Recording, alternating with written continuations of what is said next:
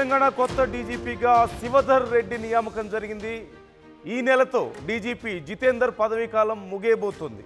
ఈ నేపథ్యంలో శివధర్ రెడ్డిని కొత్త డీజీపీగా నియమిస్తూ తెలంగాణ ప్రభుత్వం ఉత్తర్వులు జారీ చేసింది. 1994 బ్యాచ్కి చెందిన ఐపీఎస్ ఆఫీసర్ శివధర్ రెడ్డి గురించి చాలా ఇంట్రెస్టింగ్ విషయాలు తెలుస్తున్నాయి. ప్రస్తుతం ఆయన ఇంటెలిజెన్స్ చీఫ్గా కొనసాగుతున్నారు. అక్టోబర్ 1న ఆయన డీజీపీగా బాధ్యతలు చేపట్టబోతున్నారు. రంగారెడ్డి జిల్లా తూలేకలాన్ స్వగ్రామంగా తెలుస్తోంది ఆయనది. ఉస్మానియా నుంచి ఎల్ఎల్బి పట్టా తీసుకున్నారు. అడ్వకేట్గా కూడా ప్రాక్టీస్ చేశారు. గ్యాలంట్రీ, పోలీస్, ప్రెసిడెంట్ మెడల్స్ అందుకున్నారు శివధర్ రెడ్డి. అలాగే ఐక్యరాజ్య సమితి శాంతి పరిరక్షణ వింగ్లో కూడా శివధర్ రెడ్డి పనిచేశారు. 2016లో జరిగినటువంటి నయీం ఎన్కౌంటర్లో శివధర్ రెడ్డి కీలక పాత్ర పోషించినట్లుగా తెలుస్తోంది.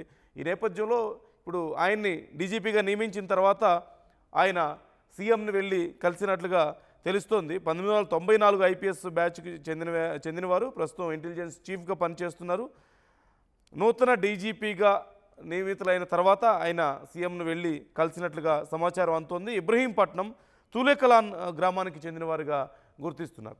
ఈ అంశానికి సంబంధించి డీటెయిల్స్ తెలుసుకుందాం. మధు జాయిన్ అవుతున్నారు. ఇంకా శివధర్ రెడ్డి గురించి వివరాలు ఎలా ఉన్నాయి ఏంటి అనే వివరాలు తెలుసుకుందాం. మధు, డీటెయిల్స్ ఎలా ఉన్నాయి? కొత్త డీజీపీ నియామకానికి సంబంధించి చాలా మంచి బ్యాక్గ్రౌండ్ కనిపిస్తుంది శివధర్ రెడ్డికి.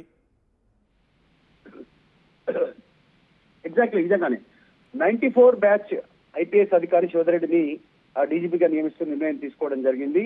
అయితే ఇలా అనూహ్యంగా గత కొంతకాలంగా చర్చ వినిపించింది, కానీ ఈ రోజు ఉత్తర్వులు వెలువడతాయనేటువంటిది ఎవరు ఎక్స్పెక్ట్ చేయలేదు. సడన్ గా ముఖ్యమంత్రి ఆయనకు ఉత్తర్వులు అందజేస్తూ ఆయనను అభినందిస్తూ ఆయనను అనౌన్స్మెంట్ చేసినటువంటి సిచ్యువేషన్. ఉస్మానియా యూనివర్సిటీకి సంబంధించినటువంటి ఆయన స్టూడెంటే.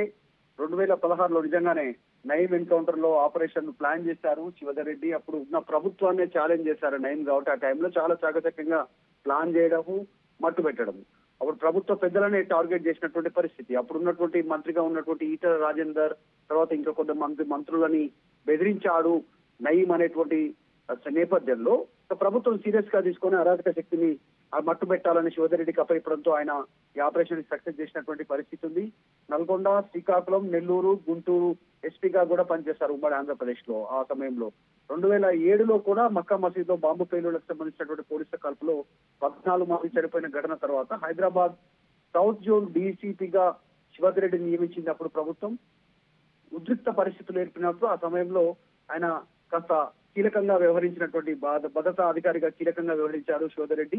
ఇక విశాఖపట్నం పోలీస్ కమిషనర్ గా కూడా పనిచేసిన సమయంలో ఆయన కాస్త క్యాంపెయిన్ నిర్వహించారు. ఆయన అలర్ట్ గా ఉన్నారు.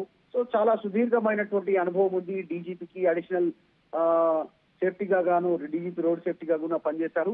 2023లో కాంగ్రెస్ ప్రభుత్వం వచ్చాక ఇంటెలిజెన్స్ చీఫ్ గా శివధర్ రెడ్డిని నియామకం చేశారు. ఆగస్టు 24లో డీజీపీగా ప్రమోషన్ పొందారు.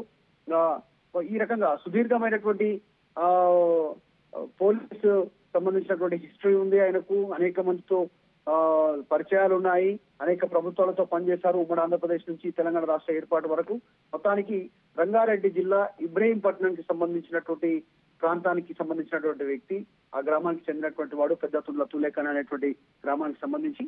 సో శివధర్ రెడ్డి నియామకంతో ఈ మూమెంట్ లో ప్రభుత్వం ఎలాంటి స్టెప్ తీసుకోనుంది అనేటువంటి చర్చ కొనసాగుతుంది. బీఆర్ఎస్ ప్రభుత్వంలో కీలకంగా పనిచేశారు.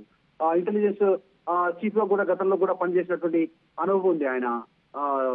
ఏసీబీకి సంబంధించినటువంటి విషయాలు అనేక అంశాల్లో, అవినీతికి సంబంధించినటువంటి అంశాల్లో, అక్రమార్కులను పట్టుకోవడంలో, ఇలా అనేక అంశాల్లో. కాబట్టి మొత్తానికి శివధర్ రెడ్డి డీజీపీగా నియామకం సంబంధించి ప్రభుత్వం ఉత్తర్వులు జారీ చేయడంతో చర్చ కొనసాగుతా ఉంది. ఒక కొత్త పంతాలో ఆయన తీసుకెళ్తారు పోలీస్ వ్యవస్థని, ఆయనకున్న అనుభవంతో అనేటువంటి చర్చ కొనసాగుతుంది. Right. Thank you Madhu, thanks for the details. October 1 నుంచి ఆయన బాధ్యతలు స్వీకరించబోతున్నట్లుగా తెలుస్తోంది. ఈ నేపథ్యంలో ఇప్పటికే ఆయన్ను డీజీపీగా నియమించిన తర్వాత తెలంగాణ సీఎంను రేవంత్ రెడ్డిని వెళ్ళి ఆయన కలిశారు. ఈ అంశానికి సంబంధించి మీ ఒపీనియన్ ఎలా ఉంది? కామెంట్ చేయండి. అసలైన తొలి వెలుగు. ఫాలో వాట్సాప్ @తొలి వెలుగు official.